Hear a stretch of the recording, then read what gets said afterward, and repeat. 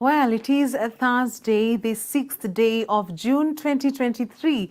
Good evening and welcome to Newswatch on Hope TV, the station where you look and live. I'm Tess Njenga and our sign language interpreter is Boniface Murithi. We are streaming live on our social media platforms on YouTube, Facebook and Twitter at Hope TV Kenya, where you can also share your feedback. Let's begin now. Interior Cabinet Secretary Kithure Kindiki has directed security agencies to deal ruthlessly with terrorists and criminals in Mandera County.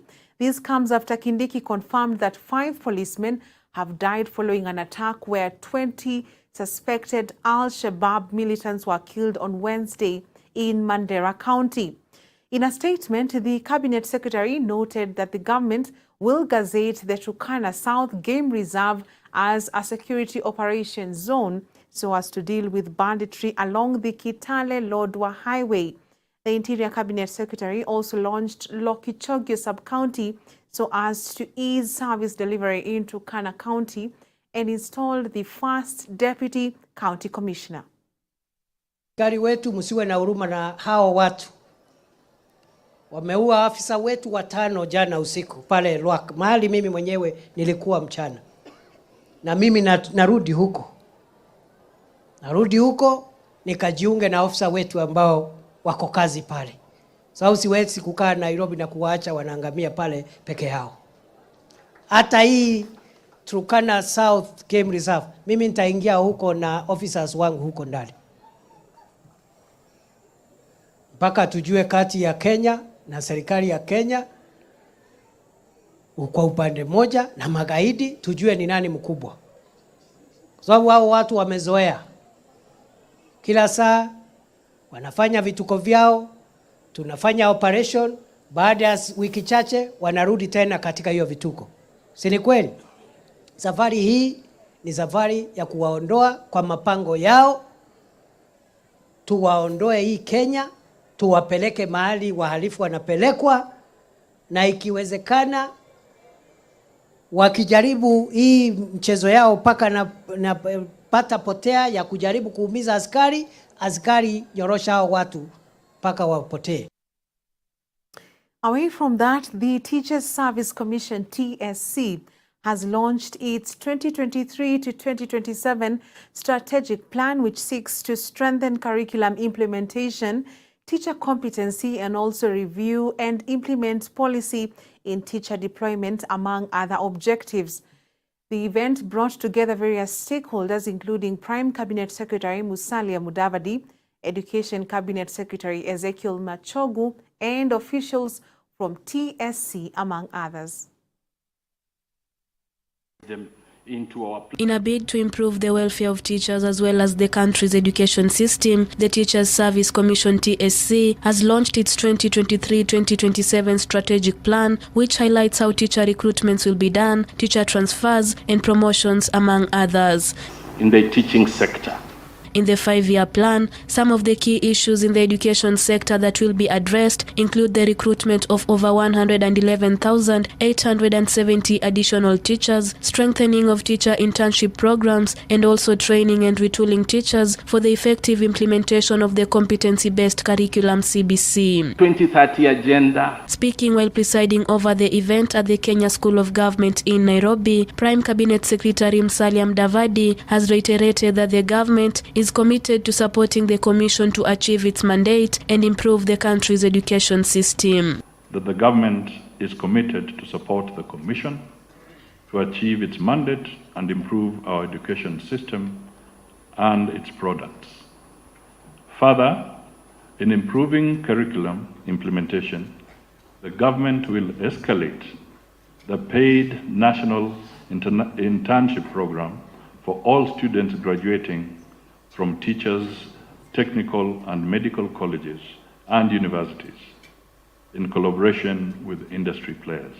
On his part, Education Cabinet Secretary Ezekiel Mashogu has commended TSC for being critical in the implementation of the competency-based curriculum CBC, which he says is relevant and aligned to the 21st century. Indeed, we thank you because even the coordination they have done in retooling and creating capacity of our teachers is commendable over a period, and it has enabled us, Your Excellency, for us to move forward with this very abundant educational system, which is relevant and aligned to the 21st century. Mashogu has at the same time urged the Commission to take advantage of evolving technological landscape, noting that the strategic plan has come at an opportune time. We ran from COVID-19 when our children stayed home for quite a long time, that yes, we have to digitize, we have to take advantage of technology.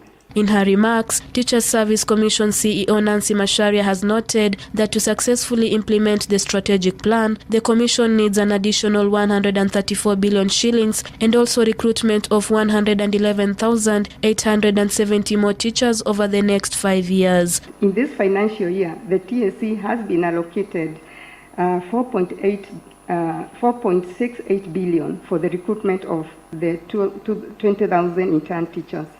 And for the successful implementation of this plan over the next 5 years, the Commission will require Your Excellency, and we need your support because our students must learn, they are our children.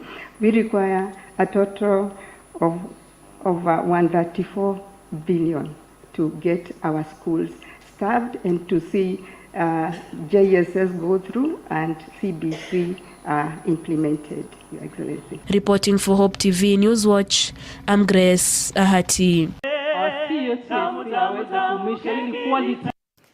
Thank you, Grace, for that report. Now, Kenya will scrap visa requirements for citizens from the Union of Comoros visiting the country by the end of the year. According to President William Ruto, the move will promote trade and free movement of people between the two countries. He was speaking during the 48th anniversary of the independence of the Union of Comoros in Moroni. President Ruto congratulated the Comoros president for assuming the leadership of the African Union. At the same time, President Ruto said the two countries are working closely to allow students from Comoros to pursue higher education in Kenya and pay the same amount of fees as local students. Kenya stands with Comoros as a proactive collaborator in these endeavors, including the facilitation of people-to-people exchanges, promotion of investment, and sharing of experiences in sustainable tourism practices. I congratulate my brother, President Azali Osmani, for graciously accepting the immense responsibility and momentous mandate of the AU chairmanship for the year 2023. Kwa hivyo ndugu zetu wa Komoro, mnakaribishwa Kenya.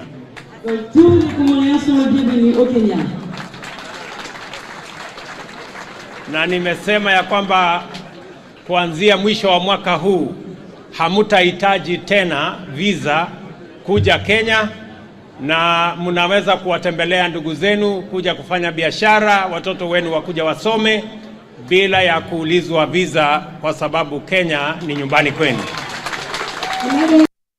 Now, Dr. Ipiana, a gospel singer and songwriter from Tanzania, landed in the country today ahead of the Uweponi Worship Experience Chapter 2 that is set to happen tomorrow, Friday.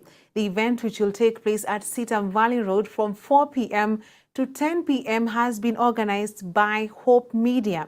Dr. Ipiana, popularly known for his song Nisemenini, will be performing alongside renowned Kenyan gospel artists Peter Watako, while those ministering will be Reverend Jesse Mai from Sitam Buruburu and Reverend Steve Owago from Sitam Machakos. Dr. Ipiana, who spoke to our reporter Alice Diana after landing at the Jomo Kenyatta International Airport, revealed that the Nisemenini song, which has inspired many people across the world, is a brief story of his life. He has welcomed everyone to the Uweponi Worship Experience to express their worship and love to God. So how do you feel coming for the Uweponi Worship Experience Chapter 2? Blessed, man. I'm excited and can't wait to worship God from this side. Yeah, I think this is my second time to be in Sitam, but first time to be at Sitam Valley Road, just to express our love and deep respect to our God. So I can't wait to see a lot of people lifting their hands saying, Nisemenini siwezi kueleza. You see? Yeah, can't wait to. Okay, you have many songs, but the Nisemenini has really been loved and received well in Kenya, and even across the country, or rather across the continent. What inspired you to write this song? That is my life. It's a very long story and we cannot finish talking about it. So I wanted to summarize it in 15 minutes. So yeah, nothing else. That is just my life. And how do you feel when you see people being inspired through this song? I realized that a lot of people have a heart of thanksgiving, but they don't know how to do it, and they do not have really a platform where they can do that. So that song actually break out those hearts and give them right platform to express themselves. That's why when you go through the comments, you'll see, amen, this guy is talking my heart. Yeah, that's why, meaning that in the beginning they did not know how to express it. So the song actually gave them platform to express whatever God wanted to hear from them. So what do you expect tomorrow during the worship experience, and also what should people expect during the Uweponi worship experience? We're prepared to release my thanksgiving to God, and I urge people as well, let them not come expecting to see Dr. Ipiana. You see, I'm a very tiny guy, like the way I look like. Let them come to express their deep worship to God, their love to God, kwa sababu Dr. Ipiana ndo huyo hapa, lakini God ataonekana kwa namna tofauti. For him to manifest, they have to expect him. Yeah, for him to touch us, for us to see and touch the hem of his garment, we have to expect the healing from him. So not from Dr. Ipiana. So I'm here just to lead other people kwenda kwenye uwepo wa Mungu like never before. Okay. And maybe I would like you to welcome people waje kesho katika hiyo hafla, wherever they will be. Yeah, so this is Dr. Ipiana all the way from Tanzania, Dar es Salaam. I am from East Africa. Kenya is my second home. And I'm here just to be ministering at a very mega worship gathering that will be happening at Sitam Valley Road, hosted by Hope Media. Kwa hiyo ninawakaribisha Wakenya wote, natumana salamu kwa kila mmoja toka sehemu mbalimbali, Nairobi na sehemu mbalimbali, tuje eneo la tukio from 4 p.m. mpaka baadaye sana, tumsifu Mungu, tumwabudu na tumtukuze, afu tuone kile atakachotufanyia. Baraka zako hazihesabiki, wema wako hauzoeleki. Umefanya hili, umefanya lile, umenipa jina Baba, nina kushukuru. umefanya hili, umefanya hili, umefanya lile, umenipa jina Baba, nina kushukuru. Hatuwezi kumaliza, uje kesho sasa. Shuhuda zako hazielezeki. Fanya hili, umefanya lile, umenipa jina Baba, nina kushukuru. And on a similar note, Dr. Ipiana is actually right now at Sitam Valley Road, Dennis White Hall, currently preparing alongside his team for tomorrow's worship experience. Take a look.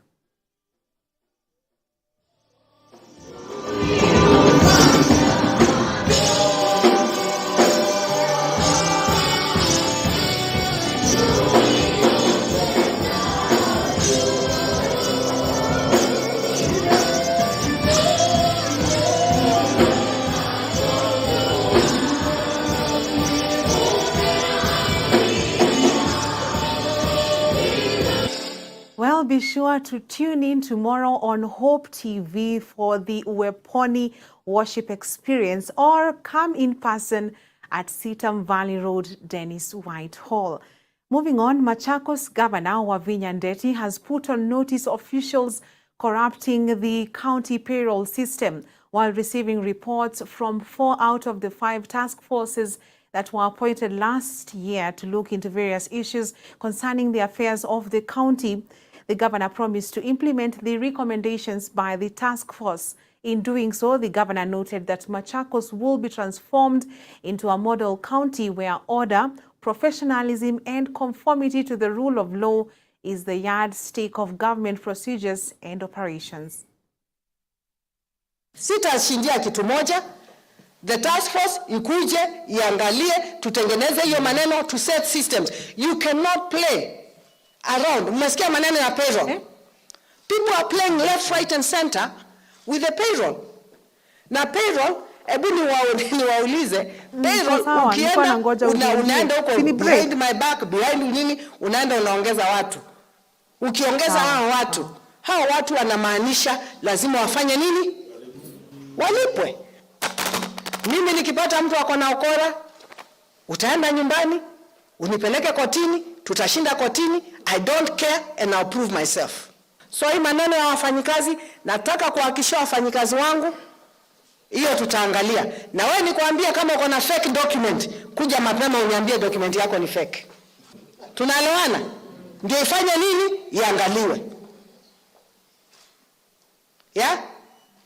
Wale hawakutoka kwa hawakuja kwa nini when we were taking biometrics. Hao wote nilisema watolewe katika payroll. And I hope, Consolata, you did that, and I want proof. Proof. Walitolewa. The task force, I want proof. Walitolewa. Because kama mtu hajakuja. And on that note, let us take our very fast break on Newswatch tonight. Don't go too far. We have plenty more coming up.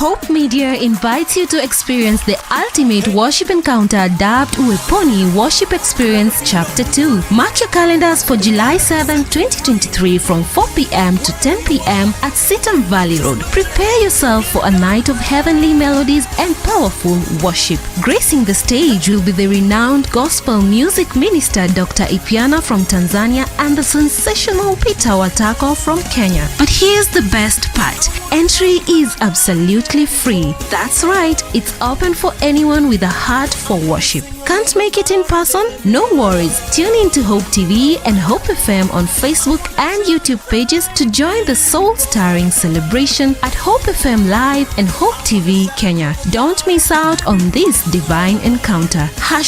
#Experience Hope.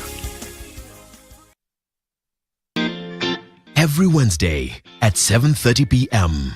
Spotlight. Do you feel that they are in a place where they can effect a Barack Obama moment? When you hear the word of God and you hear Jesus is speaking. Real talk on real issues. You know, the Bible says faith without works is dead. The truth of the gospel that will survive the time is not a health and wealth gospel. When there is time to harmonize and bring one composite amendment. With idealistic, thought-provoking guests. So people come to be serviced, to be encouraged, to be empowered.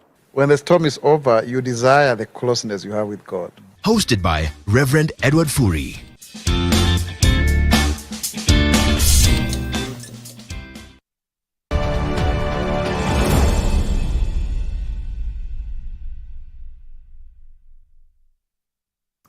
A very warm welcome back. Now, members of Parliament want the Ministry of Education to develop a comprehensive junior secondary policy to address the shortcomings in the implementation of competency-based curriculum. While contributing to the motion by Mbeere North Member of Parliament Geoffrey Ruku, the lawmakers want a proper funding plan developed by the government that will lead to the establishment of junior secondary schools in every primary school to ensure the new curriculum is implemented to optimal levels. Gloria Musimbi with more. Concerns over the successes and shortcomings of CBC by the lawmakers come at a time when a task force looking into the education system in its preliminary report recommended the country to have a 5-year transition period to phase out the 844 system. Led by Mbeere North MP Geoffrey Ruku, the legislature's called for the development of a policy for funding of junior secondary schools JSS in the country, whilst regretting that the government proceeded to implement the policies, yet schools have no basic infrastructure such as classrooms, workshops and playing grounds for children. The funding of the junior secondary school is to be well considered by the government so that there can be sustainability, good governance, access to curriculum support materials, and also pedagogical approaches. And also we look at public-private partnership in implementing this framework, and inclusion and equity in education, especially in arid and semi-arid areas and people living with disabilities. I think we need to remove that word urges. We should resolve. We should amend to resolve. Urges means they may or may not, but we want them to do. And if you have to put it into an act of parliament, Honorable Ruku, go ahead on this one, will support you. On his part, Lugari MP Nabi Nabwera, who supports the CBC curriculum, said the lack of policy and clear framework has affected the successful implementation of the CBC as the country transitioned from an 844 system of education. Rightfully so, Madam Speaker, the lack of policy and clear framework on what needs to be done by whom and when. It appears that every day the executive is taken by surprise. We've not put enough into the planning of this very well, if implemented, system that will change the life of our nation. The legislatures want the Ministry of Education to ensure that each primary school has a junior secondary to avoid situation where learners traveling longer distances to school. And Honorable Speaker, that is why I strongly stand to support the motion that we come up with a better arrangement on how we are going to fund these JSS schools or the primary schools that we had, so that our students can stop traveling long distances to access very basic education in other areas. I, for example, had parents from schools like Wanjide who have come to my office and really complaining because their students are walking a long distance to access education. Honorable Speaker, I appreciate that a bit of staffing is being done. I've looked at the newspapers today and I've seen that TSC has advertised for about 20,000 positions of teachers in JSS primary schools. And I've seen the advert, and I really want to encourage our people to apply for those applications, for those job opportunities. Every school should be having a full school. What you are calling basic education must begin from ECD to primary to junior secondary and even what we are calling secondary. That will be a standard school, Honorable Speaker, that should be equal in the whole country. We are envisaging that this will enable the government fund schools equally, so that the funding of a rural primary and the funding of Mangu is the same. And the provision of education at those levels is actually the same. MPs further want primary school teachers trained to teach junior secondary subjects. And I think it was even ill-advised to post secondary school trained teachers to teach JSS. Because quoting the words that have been sent to by one of the teachers, they are saying they are being subjected to a very difficult situation, having forced to teach subjects that you are not professionally trained for. It is frustrating, it is belittling, it is demoralizing, just to mention the list. So, in particular, Ruku, who proposed the motion, told the Ministry of Education to develop a comprehensive junior secondary schools policy in order to regularize and anchor the guidelines under the Basic Education Act 2012 to ensure that junior secondary schools are established and operated in every primary school. Reporting for TV Newswatch, I'm Gloria Musimbi. Thank you, Gloria, for that report. Now, several families have been left homeless in Majengo area in Embu town after fire gutted their houses on Wednesday afternoon. No one was injured during the 2 p.m. incident that saw properties of 8 families go up in flames. The fire is suspected to have been caused by a gas explosion. Felista Mudhoni, who is a student in one of Achievers colleges in Embu town, could not hold her tears as all her belongings, including academic certificates, were razed to ashes.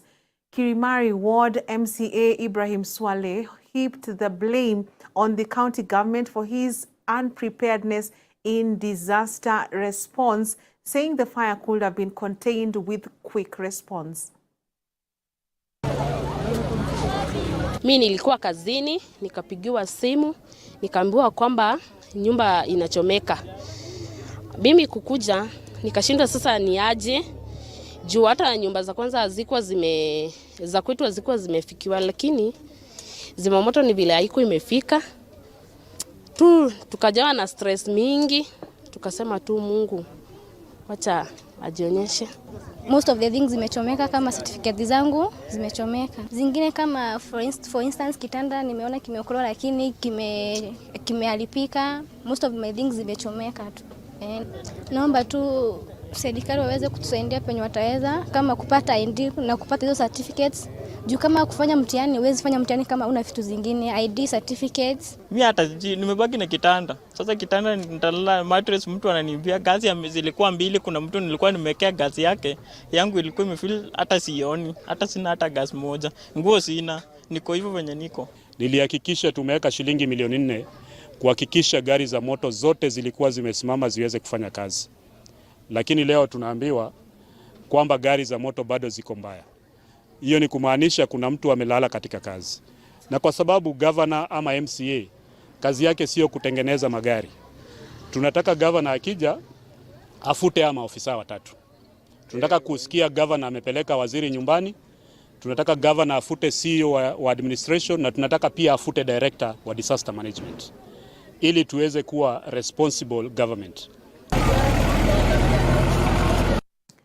Now, youth of Nanyuki town, Laikipia County, have held demonstrations to protest against being allegedly sidelined in job opportunities by British Army Training Unit Kenya, Batuk.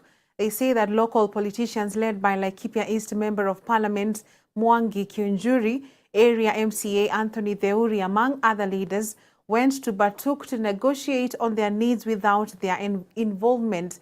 The youth said that their grievances on being offered jobs at the heavily guarded Nanyuki-based Army unit had gone on for more than 3 years without being addressed, despite numerous appeals for residents to be considered when opportunities arose. Mzungu mwenyewe amesema kwamba nafasi zetu zimekosekana sababu ya watu ambao walienda kuturepresent kule chini kwake kwa kambi. Ambao ametutajia vizuri sana ni wanasiasa wetu, viongozi wetu, MCA wetu, MP wetu, wao ndio walienda kule. Lakini kusema ukweli hawakuwa wametuinvolve sisi tuwapee shida zetu zenye tunataka watupelekee kwa mzungu. Sisi tulikuwa tunaomba hivi, hata sisi madem, sisi pia ni mayudhu wa wapi? Walaikipia. So hata sisi tukumbukwe, tupatiwe kazi. Na tusifanywe advantage ati nini ama nini. Imefika wakati vijana wa Laikipia na Wananyuki wamechoka na hii maneno. Sasa leo asubuhi tumeitana sisi wote hapa kwa County Commissioner Office na County Commissioner na mkubwa CLO wa Batuk wamekuja, lakini County Commissioner ametusaidia sana, lakini CLO ameacha County Commissioner kwa kiti akiwa anajiongelesha sababu hataki kusikiza grievances za wananchi wetu. Kila Mkenya ana uhuru kufanya kazi mahali popote nchi hii. Lakini ikiwa kuna kiwanda, ikiwa kuna shughuli kama zile wanazo hapa, ikiwezekana haswa kwa ajira zile hazihitaji ufundi mwingi, tajiriba kubwa au amari fulani, ile hatuwezi tukaipata hapa, basi kuchukuriwe vijana na Wakenya na watu wengine kutoka mahali watakofaa kufuata taratibu na qualifications zile wanazozitafuta. Lakini hii general labor ni bora ikapewa vijana wa hapa. And across our borders, South African police and local officials have reported that at least 16 people, including 3 children, were killed by a leak of a toxic nitrate gas being used by illegal miners to process gold in a settlement of closely packed metal shacks. Emergency services initially announced that as many as 24 people might be dead in the Angelo settlement in Boksburg, a city on the eastern outskirts of Johannesburg. However, police and Gauteng province premier Panyaza Lesufi later said the number of deaths had been confirmed as 16 after a recount of the bodies. Authorities did not say if the illegal miners they believed to be responsible for the gas leak were among the casualties. Illegal mining is rife in the gold-rich areas around Johannesburg, where miners go into closed-off and disused mines to search for any deposits left over.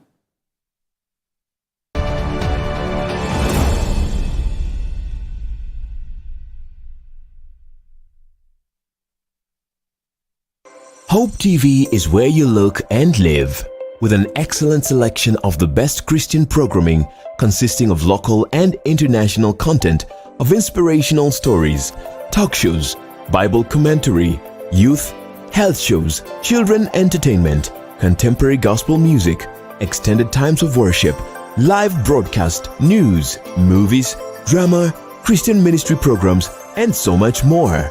Hope TV is another quality service from Christ is the Answer Ministries with over 45% of authentic and credible local content every week. Hope TV is a sister station to Hope FM, Kenya's leading Christian radio station with footprints across the country. Tune in to Hope TV, where you look and live.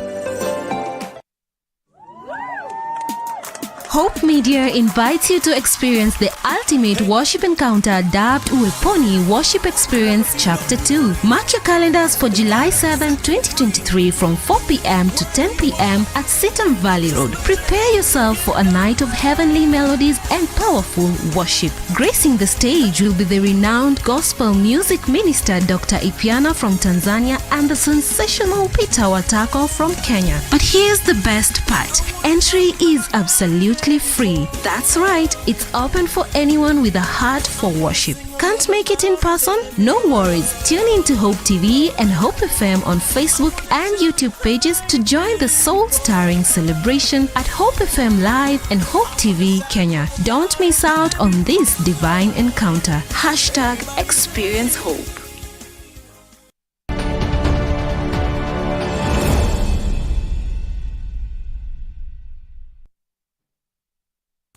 Welcome back. Now in business, Deputy President Rigathi Gachagua has officially opened the 3-day tea reforms conference in Kericho County. The conference aims at providing a platform for tea farmers to address the challenges bedeviling the sector and brainstorm on possible solutions to the identified challenges. It also opens a door for small-scale farmers to engage with stakeholders, including the top government leadership, lawmakers, and policy analysts to best understand the tea sector. The Deputy President has continued to call on the farmers to embrace technology as well as value addition, saying it would highly boost the sector. He has expressed optimism that continuous engagement with relevant stakeholders will yield fruits and will be felt by not just the farmers who are directly involved, but also on the economy through the reduction of the cost of living. As we sit here, we are able to come up with suggestions on how ideas on how we can be able to take advantage of the quality of our tea so that we can be able to maximize or get better prices by really setting minimum prices for our tea in the international markets. We commit as a county that we will support the reforms, we will support what you spearhead, and we will continue to support your office actively, because I have known you that you are a man that has the heart of the farmer and has the heart for the hustlers. In spite of Kenya producing distinct flavors of tea, the market does not take care of the best interests of the farmer. The farmer has no power to determine the price, yet this is a much sought commodity across the globe, even when sold in raw form.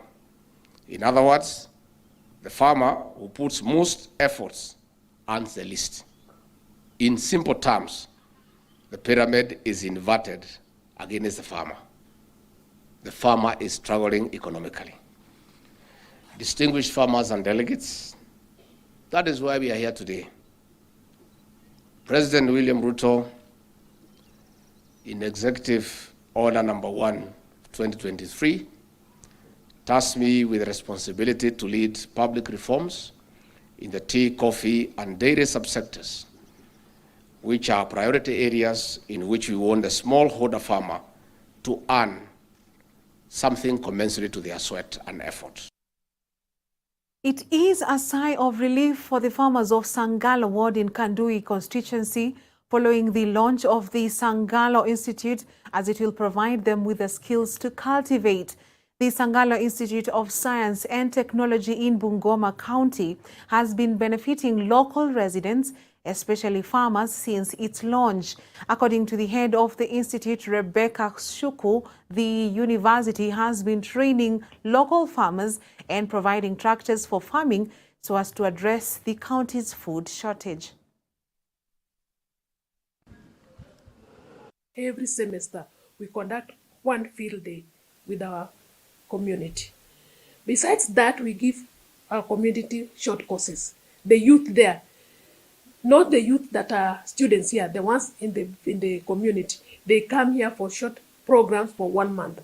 And the most programs that these youth are interested is about processing of peanut butter, beekeeping, and processing of honey, and also how to grow vegetable. We give them our own certificate, internal certificate, that is Sangalo Institute of Science and Technology certificate. We hire out the tractor. They go and do farming, digging for the farmers. We give out the trailer. If somebody wants to harvest beans, recently people are harvesting a lot of beans. We give out the trailer, maybe plus a tractor. If somebody comes for the trailer alone, we give the person at a very low rate. And across our borders, Mark Zuckerberg, the owner of Meta, which owns Facebook, WhatsApp, and Instagram, has said that 10 million users have signed up for the new Threads app in the 7 hours since its launch. Zuckerberg pitched the app as a friend rival to Twitter, which was acquired by Elon Musk in October. Experts say Threads could attract Twitter users who are mostly complaining about the recent changes to the platform brought about by Elon Musk. Threads allows users to post up to 500 characters. It has many of the same features as Twitter. In a statement, Zuckerberg said keeping the platform friendly will ultimately be the key to his success. Threads is now available in more than 100 countries, including the UK, but is not yet in the European Union because of social media censorship issues.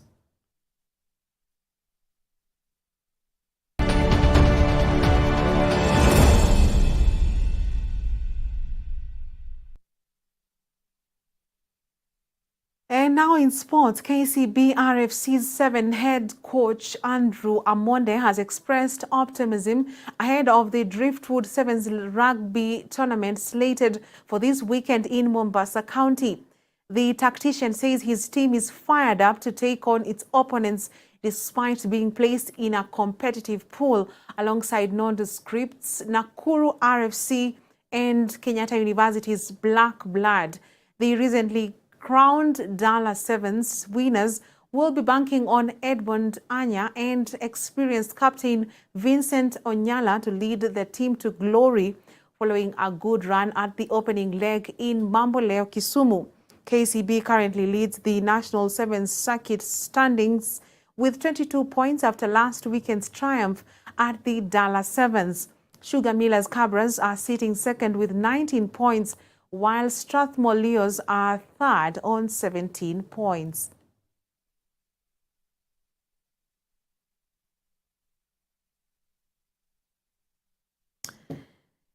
And across our borders, Paris Saint-Germain have announced the appointment of Luis Enrique as the club's new head coach. The French champions have handed the Spaniard a 2-year deal to take over at Parc des Princes following the sacking of Christopher Galtier. Luis Enrique was on the shortlist for Chelsea and Tottenham's recent managerial vacancies and had been out of work since leaving Spain in December following their last 16 elimination from the World Cup against Morocco in Qatar. The 53-year-old last club job was with Barcelona, where he won the treble in 2015.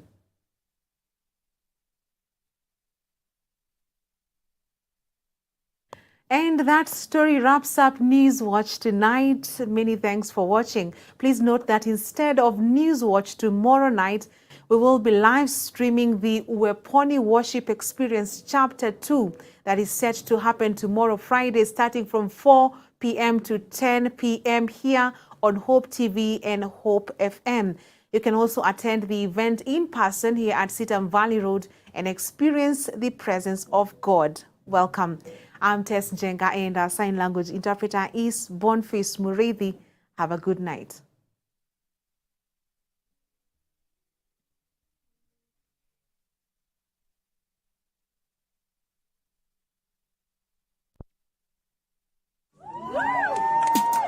Hope Media invites you to experience the ultimate worship encounter dubbed Uweponi Worship Experience Chapter 2. Mark your calendars for July 7, 2023 from 4 p.m. to 10 p.m. at Sitam Valley Road. Prepare yourself for a night of heavenly melodies and powerful worship. Gracing the stage will be the renowned gospel music minister Dr. Ipiana from Tanzania and the sensational Peter Watako from